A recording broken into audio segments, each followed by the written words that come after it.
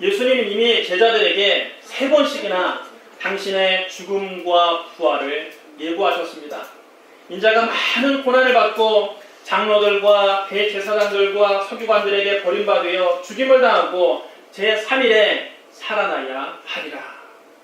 이 말을 너희 귀에 담아두라. 인자가 장차 사람들의 손에 넘겨지리라. 보라, 우리가 예루살렘으로 올라가노니 선지자를 통하여 기록된 모든 것이 인자에게 응하리라. 인자가 이방인들에게 넘겨져 희롱을 당하고 능욕을 당하고 침뱉음을 당하겠으며 그들은 채찍질하고 죽이겠으나 그는 3일 만에 살아나리라. 예수님은 벌써 3번씩이나 제자들에게 당신이 십자가에서 고난당하시고 죽을 것을 말씀하셨습니다. 또 십자가 죽음을 바로 하루 앞두고 제자들과 유월절 만찬을 가지셨습니다. 주님은 그 유월절 만찬이 마지막 만찬이 될 줄 아시고 제자들에게 떡을 떼어주시며 말씀하셨습니다. 이것은 너희를 위하여 주는 내 몸이라. 너희가 이것을 행하여 나를 기념하라. 저녁을 먹은 후에 주님은 포도주가 담긴 잔을 들고 이렇게 말씀하셨습니다. 이 잔은 내 피로 세운 새 언약이니 곧 너희를 위하여 붓는 것입니다. 예수님께서는 그 떡이 찢어지고 쪼개지듯이 당신의 몸이 십자가에서 찢어질 것을 알고 계셨습니다. 포도주와 같은 붉은 피가 십자가에 부어질 것을 이미 알고 계셨습니다. 이어서 주님은 말씀하셨습니다. 그러나 보라, 나를 파는 자의 손이 나와 함께 상위에 있도다. 인자는 이미 작정된 대로 가거니와 그를 파는 그 사람에게는 화가 있으리로다. 12 제자 중에 하나가 주님을 배반할 것을 주님이 말씀하신 것입니다. 주님은 가룟 유다가 이미 당신을 배반할 것을 아시고 오히려 그에게 미칠 화를 걱정하셨습니다. 제자들은 그 말씀을 듣고 잠깐 동안은 심각해졌습니다. 우리 중에 이 일을 행할 자가 누구일까?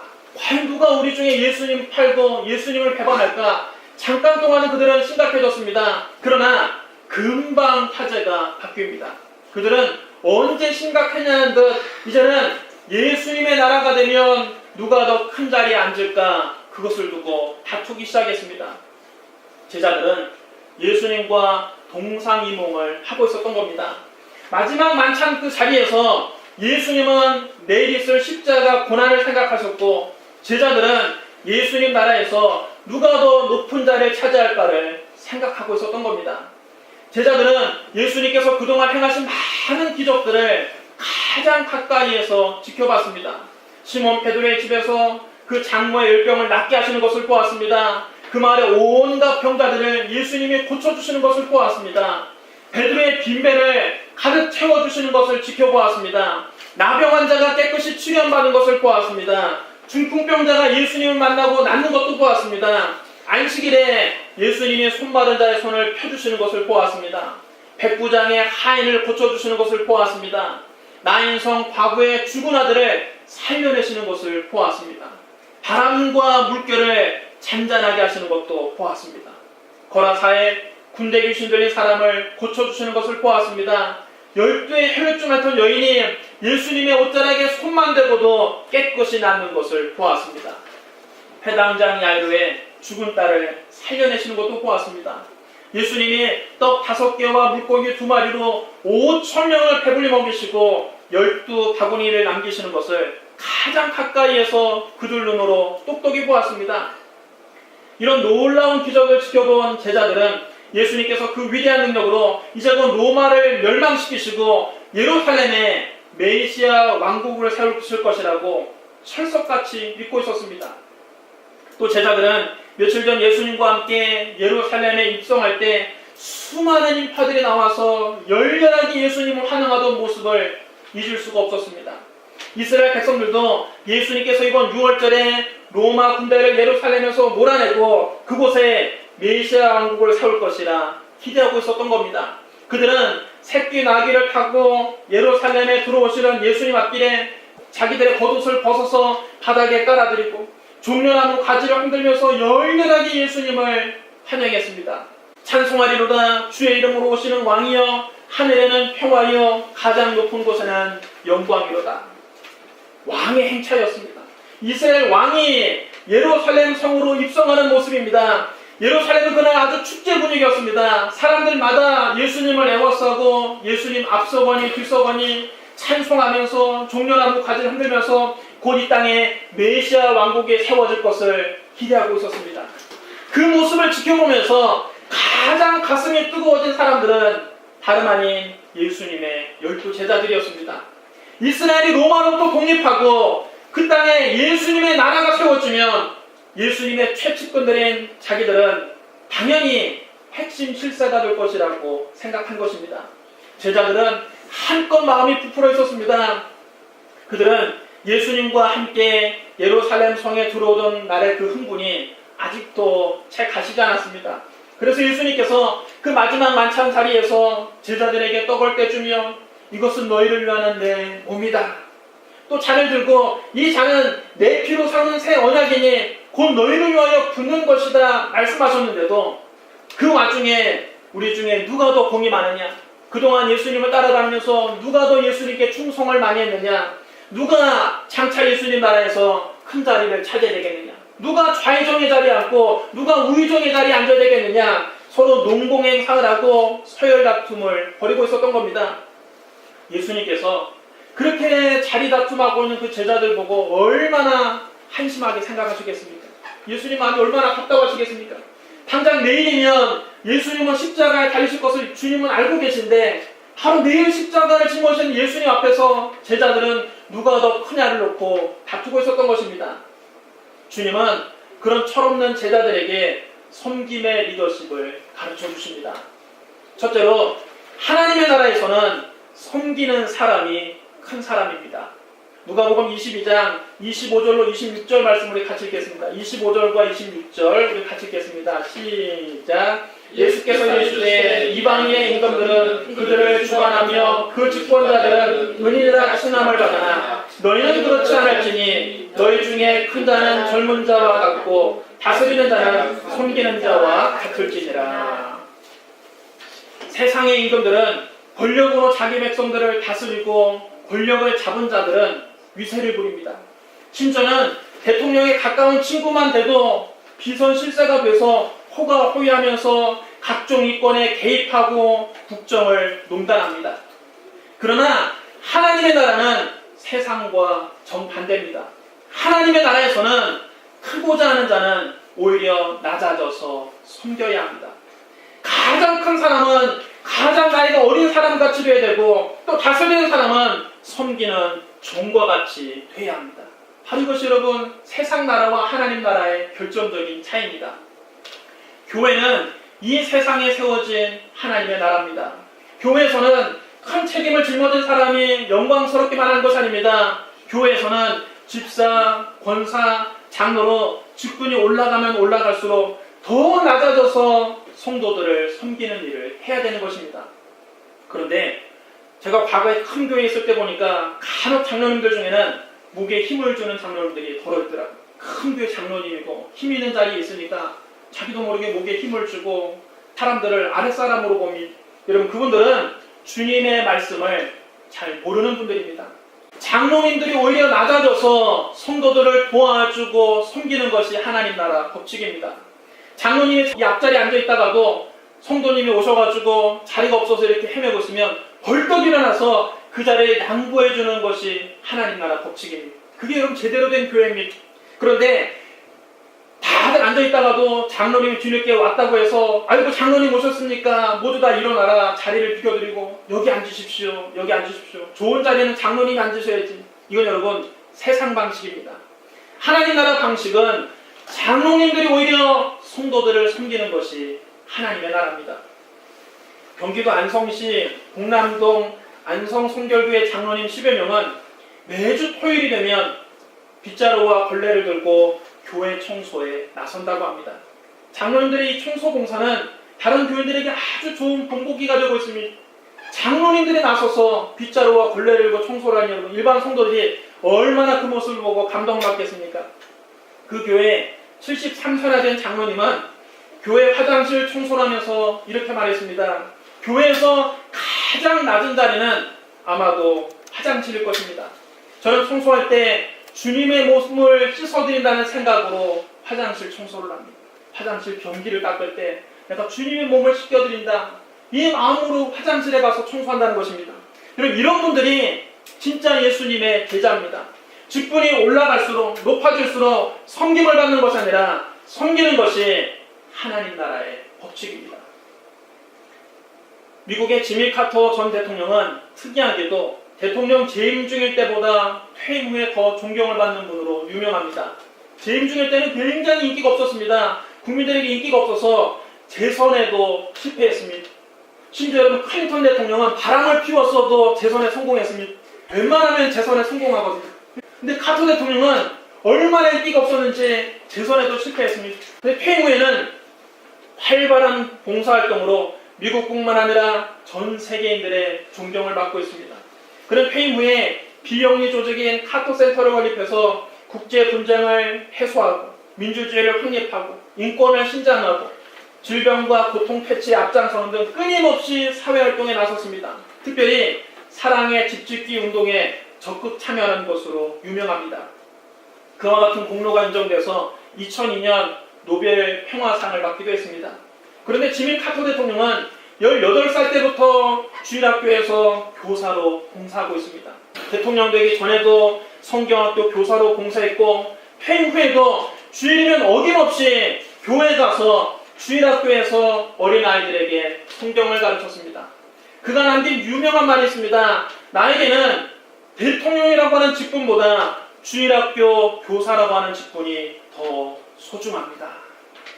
여러분, 주일학교 교사를 여러분 교회에서 누가 알아주나요? 교회에서도 무슨 위원장 자리 하는 그런 사람을 큰일 한다고 생각하지, 코 흘리게 아이들 코 닦아주면서 성경 말씀 가르치는 거 여러분, 교회에서도 주목받는 직분이 아닙니다. 그런데 카터 전 대통령은 세상에서 대통령의 직분보다 교회에서 그 어린 영혼들 안아주면서 하나님 말씀 가르치는 직분이 더 소중하다고 했습니다. 어느 토요일 오후에 한 기자가 이 카터 전 대통령을 인터뷰하기 위해서 조지아에 있는 그의 집을 찾아갔더니 그의 아내가 하는 말이, 카터 대통령이 지금 집에 안 계시고 지금 이 시간에 아마 교회에 있을 겁니다. 교회 가시면 만날 수 있을 겁니다. 그래서 기자가 카터 전 대통령을 만나기 위해서 교회를 향했습니다. 교회에 갔다가 그 기자가 깜짝 놀라고 말았습니다. 왜냐하면 카터 전 대통령이 손을 걷어붙이고 손에 걸레를 들고서 교회 창문을 열심히 닫고 있었기 때문입니다. 기자가 깜짝 놀라서 물었습니다. 각하, 대통령을 지내주신 분이 어떻게 이렇게 하찮은 일을 하고 계십니까? 그러자 카터 대통령은 아무렇지도 않다는 듯 미소를 지으면서 즐겁게 하던 청소를 계속 하더라는 겁니다. 여러분, 이게 진정한 봉사입니다. 이름 내는 일에는 열심히 참여하고 무슨 위원장 직함 줘야 좀 일하는 척하고 이름 나지 않는 꾸준히 일을 피하는 것은 진정한 봉사라고 할 수 없습니다. 그건 여러분 섬김이라고 할 수 없습니다. 다른 사람은 몰라줘도 하나님이 알아주시면 되는 것입니다. 주님이 알아주시면 족한 것입니다. 또 하나님 앞에서는 이 세상에 주의를 내세울 것 없습니다. 여러분, 이 세상에 아무리 높은 주의가 있다 할지라도 그 자리가 여러분 하나님보다 높겠습니까? 세상에서는 대통령을 하든지 국회의원을 하든지 장관을 지내든지 대기업 사장을 하든지 하나님 앞에서는 그런 세상 명함을 자랑할 필요가 없습니다. 세상 사람들은 그 명함을 받아들고 감탄할지 몰라도 하나님 보시기에는 그냥 종이 쪼가리에 불과한 것입니다. 하나님 앞에서는 우리 모두 다 어린아이 같이 해야 합니다. 여러분도 세상에서는 국회의원도 하시고 장관도 하시고 대기업 회장도 하고 대통령도 할 수 있으면 하십시오. 그러나 교회에 와서는 지미 카터 전 대통령처럼 겸손하게 섬기시기 바랍니다. 겸손하게 봉사하십시오. 이렇게 높은 지위에 있으면서 스스로 낮아져서 사람들을 돌보고 섬기면 얼마나 사람들로부터 큰 존경과 사랑을 받겠습니까? 그러나 사람들 위해 군림하려고 하고 권력을 남용하려고 하면 사람들에게 분노를 사고 반발을 사게 됩니다. 여러분, 어려운 일 당할 때 사람들이 다 그의 곁을 떠나게 됩니다. 스스로 낮아져서 사랑으로 섬겨야 어려운 일 당하더라도 모두 다 한마음이 되어서 그를 도와주는 것입니다. 그럼 여러분, 사람들을 잘 섬기는 지도자가 좋은 지도자입니다. 여러분 모두 다 스스로 낮은 데를 찾아가 섬기는 사람이 되시기를 주님의 이름으로 축복합니다. 둘째로 예수님은 당신이 친히 섬김의 본을 보여주셨습니다. 주님이 친히 말씀하셨습니다. 우리 누가복음 22장 27절 말씀을 같이 읽겠습니다. 27절 말씀 함께 읽겠습니다. 앉아서 먹는 자가 크냐 섬기는 자가 크냐 앉아서 먹는 자가 아니냐 그러나 나는 섬기는 자로 너희 중에 있노라. 여러분 따라해 주셔랍니다. 나는 섬기는 자로 너희 중에 있노라. 여러분 식탁에 앉아서 음식을 먹는 사람이 크겠습니까? 음식을 나르면서 시중 드는 사람이 크겠습니까? 우리 당연히 음식을 받아 먹는 사람이 크고 식탁에서 시중 드는 사람은 낮다고 생각을 하죠. 그런데 예수님은 제자들과 식사를 하실 때마다 당신이 친히 떡도 떼어서 제자들에게 나눠주시고 잔도 나눠주시면서 주님이 시중을 들며 제자들을 섬기셨던 겁니다. 예수님은 제자들의 스승이셨지만 당신이 몸소 음식을 나르며 제자들을 섬겨오셨습니다. 또 요한복음에 보면 예수님께서 이 유월절 잡수시던 자리에서 일어나 겉옷을 벗고 수건을 가져다가 허리에 두르시고 대야에 물을 떠서 제자들의 발을 씻기시고 수건으로 닦아주시는 장면이 나옵니다. 그 당시에 발을 씻겨주는 일은 그 집의 종이 하는 일이었습니다.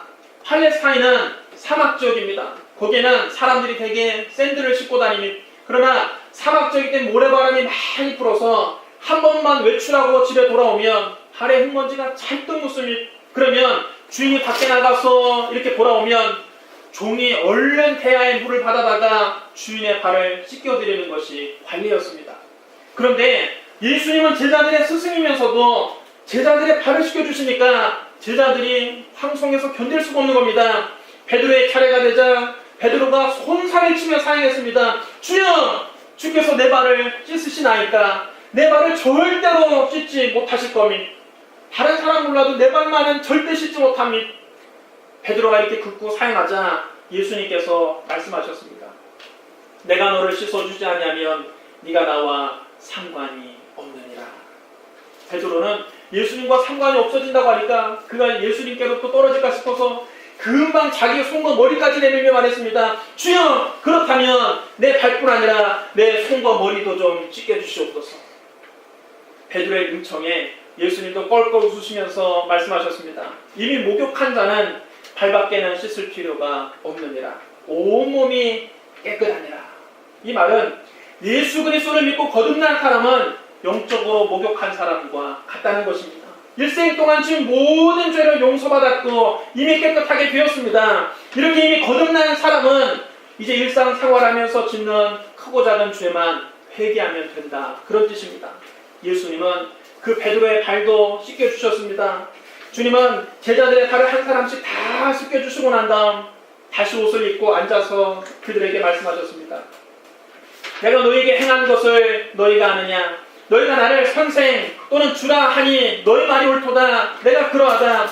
내가 주와 또는 선생이 되어 너희의 발을 씻었으니 너희도 서로 발을 씻어주는 것이 옳으니라. 예수님이처럼 평생 섬기는 삶을 사셨습니다. 주님은 친히 말씀하셨습니다. 인자가 온 것은 섬김을 받으려 함이 아니라 도리어 섬기려 하고 자기 목숨을 많은 사람의 대속물로 주려 함이니라. 주님은 말씀만 이렇게 하신 것이 아니라 실제로 이렇게 사셨습니다. 실로 예수님의 생애는 섬기는 삶 그 자체였습니다. 주님은 죄인들의 죄를 용서해 주시고 귀신 낸 자를 해방시켜 주시고 병든 자는 찾아가 낫게 해주시고 배고픈 자는 먹이시고 죽은 자는 살려주셨습니다. 그리고 마지막에는 인류를 구원하기 위해서 친히 십자가를 짊어지고 몸을 찢고 피를 흘리셨습니다. 마지막 피 한 방울까지 우리를 위해서 다 내주신 것입니다. 예수님이야말로 온 우주를 지으신 가장 크신 분인데 이렇게 철저하게 자기 자신을 낮추신 겁니다. 주님은 온 힘을 다해 우리를 섬기시고 마지막에는 자기의 목숨까지 우리의 몸값으로 내주셨습니다. 그러자 여러분, 그 결과가 어떻게 되었습니까? 예수님께서 정말로 비천하게 낮아진 것으로 모든 것이 끝났습니까? 비참한 죽음을 맞는 것으로 모든 것이 끝났습니까? 그렇지 않습니다. 아버지 하나님께서 예수님을 높여주십니다. 빌립보서 2장 5절로 11절에 이렇게 말씀합니다. 너희 안에 이 마음을 품으라. 곧 그리스도 예수의 마음이니 그는 근본 하나님의 본체시나 하나님과 동등됨을 취할 것으로 여기지 아니하시고 오히려 자기를 비워 종의 형체를 가지사 사람들과 같이 되셨고 사람의 모양으로 나타나사 자기를 낮추시고 죽기까지 복종하셨으니 곧 십자가에 죽으심이라. 이러므로 하나님이 그를 지극히 높여 모든 이름 위에 뛰어난 이름을 주사 하늘에 있는 자들과 땅에 있는 자들과 땅 아래에 있는 자들로 모든 무릎을 예수의 이름 앞에 꿇게 하시고 모든 입으로 예수 그리스도를 주라 하시나여 하나님 아버지께 영광을 돌리게 하셨느니라. 자기를 낮춰야 하나님이 높여주십니다. 섬기는 사람이 진정으로 큰 사람이라는 것을 예수님은 친히 본을 보여주셨습니다. 나폴레옹이 세인트 헬레나 섬에 유배되어 거기서 죽어가면서 한 말이 있습니다. 나사렛 예수여, 당신은 참으로 위대한 분입니다. 나는 무력으로 온 유럽을 다 정복하고 호령했었지만 결국은 이렇게 버림받고 이 섬에서 외롭게 죽어갑니다. 그런데 당신은 팔레스타인이라고 하는 그 좁은 땅에서 불과 3년 동안 활동하셨는데도 오늘날 당신을 위해서 목숨을 바치는 사람들이 수도 없이 많더군요. 여러분, 왜 사람들이 예수님을 위해서 목숨을 바치겠습니까? 나폴레옹은 무력으로 사람들 위해 군림하고 그 위에서 다스렸지만 예수 그리스도는 사랑으로 사람들을 섬기셨기 때문입니다. 그래서 결국 나폴레옹은 버림을 당했지만 예수님은 영원히 섬김을 받고 그를 위해서 수없이 많은 사람들이 자기의 목숨까지 바치는 겁니다. 그럼 여러분, 우리 땅에 살면서 언제나 섬기는 태도를 버리지 말아야 합니다. 가정에서도 여러분 마찬가지입니다. 남편이 아내에게 끊임없이 섬김을 받으려고 하다가는 나중에 늙어서 고생하게 됩니다. 여러분, 젊었을 때 아내를 부려먹던 남편은 늙어서 아내에게 말할 수 없이 구박을 당하게 됩니다. 여자가 한을 품으면 5년에도 서리가 내린다고 하지 않습니까? 젊어서 여러분 남편에게 그렇게 쭉 당하고 살았던 한이 어디 가겠습니까? 그게 가슴 속에 다 쌓여있다가 나중에 늙어서 전부 다 남편에게 폭발하고 마는 것입니다. 여자의 마음이 한번 틀어져서 미워하기 시작하면 무섭습니다. 오늘도 서리빨이 내릴 만큼 매섭고 독하다는 겁니다. 그럼 여러분, 남편 여러분, 늙어서 고생하지 않으려면 지금부터 아내를 잘 섬기시기 바랍니다. 지금 잘 섬겨놔야 늙어서 대접받습니다. 여러분, 남편은 언제나 아내를 섬기려고 애를 쓰고 아내도 남편을 섬기려고 애를 써야 합니다. 언제나 상대방의 마음을 잘 살펴보고 상대방한테 나를 맞추며 살아가려고 해야 됩니다. 자꾸만 내 주장만 고집하지 말고 나한테 맞추려고 하지 말고 상대방의 마음을 헤아리기 위해서 애쓰는 것이 섬김입니다. 남편과 아내가 서로를 이런 태도로 대한다면 부부간에 이런 문제가 될 게 뭐가 있겠습니까? 남편이 아내를 섬기려고 하고 아내도 남편을 섬기려고 하면 그 가정에 이런 문제는 다 해결되는 것입니다. 그러나 서로 군림하려고 하면 서로 주도권을 잡고 서로 내 뜻대로 관철하려고 하면 마음속에 반발심이 생기고 많은 것입니다. 부모 자식의 관계도 마찬가지입니다. 부모가 자식 위에 군림하고 다스리려고만 하면 나중에는 자녀가 반발하게 됩니다. 청소년기에 반발하게 됩니다. 자녀가 집을 나가는 사건이 벌어집니다. 서로 섬기는 자세가 되어야 가정이 화목하고 행복한 것입니다. 그럼 여러분, 가정에서부터 여러분 가족을 잘 섬기는 저와 여러분이 되시기를 주님의 이름으로 축복합니다. 셋째로, 이 땅에서 잘 섬긴 사람들은 하늘나라에 가서 큰 상을 받게 됩니다. 가정에서, 직장에서, 교회에서 섬김의 삶을 산다는 것은 사실은 말처럼 쉬운 일이 아닙니다. 우리에게는 크나큰 시험이 될 수 있습니다. 인간은 누구나 높은 데 앉아서 섬김을 받고 싶지 낮은 데 내려가서 섬기고 싶은 사람은 없는 법입니다. 그러나 우리가 예수님을 본받아서 스스로 낮아져서 섬기는 것은 예수님의 시험을 함께 당하는 것입니다. 예수님과 함께 시험받는 것입니다. 우리가 항상 주님과 함께 있으면서 섬김의 삶을 살면 나중에 천국 가서 상이 크다고 주님은 말씀하셨습니다. 여러분, 누가복음 22장 28절부터 30절 말씀을 같이 읽겠습니다. 28절부터 30절 말씀 우리 큰 소리로 같이 읽겠습니다. 시작. 너희는 나의 모든 시험 중에 항상 나와 함께한 자들인즉 내 아버지께서 나라를 내게 맡기신 것 같이 나도 너희에게 맡겨 너희로 내 나라에 있어 내 상에서 먹고 마시며 또는 보좌에 앉아 이스라엘 12지파를 다스리게 하려 하노라. 아멘. 아버지 하나님께서 예수님에게 하나님 나라를 맡긴 것처럼 예수님도 우리에게 천국을 맡기실 것이라는 약속입니다. 우리 천국에서 주님의 식탁에 앉아 주님과 함께 먹고 마시며 주님과 함께 세세토록 왕노릇하게 될 것입니다. 그것은 말로 형용할 수 없는 영광스러운 일입니다. 이 세상의 국회의원, 이 세상의 대통령 하는 것과는 비교도 할 수 없는 영광입니다. 현재의 고난은 장차 우리에게 나타날 영광과 좋게 비교할 수 없습니다. 장차 우리가 천국에서 받을 영광을 생각하면 이 세상에서 잠깐 동안 섬김의 삶을 사는 수고와 고통은 아무것도 아니라는 것입니다. 우리가 영화로운 시온성에 들어가서 흰 옷을 입고 천국길을 다니면서 근거문고 맞추어서 새 노래를 부를 때 이 세상에서 했던 모든 고생은 다 잊어버리게 될 것입니다. 우리가 이 세상에 살아봐야 불과 100년 안팎을 사는데 천국에서 있는 영원한 삶에 비교하면 눈 깜빡할 찰나에 불과합니다. 천국에서 우리가 흰 옷을 입고 근거문고 맞추어서 황금길을 걸어가면서 주님과 함께 왕노릇하며 살 때 보면 이 세상에서 그 잠깐 동안 고생하고 수고하고 섬기며 살았던 것은 다 잊어버리고 말 것입니다. 그럼 여러분, 이 세상 짧게 사는 동안 있는 힘껏 섬기십시오. 가정에서, 직장에서, 교회에서 섬김의 삶을 사십시오. 우리가 이 땅에서 섬긴 만큼 천국 가서 상을 받게 될 것입니다. 사랑하는 성도 여러분, 섬김이 곧 리더십입니다.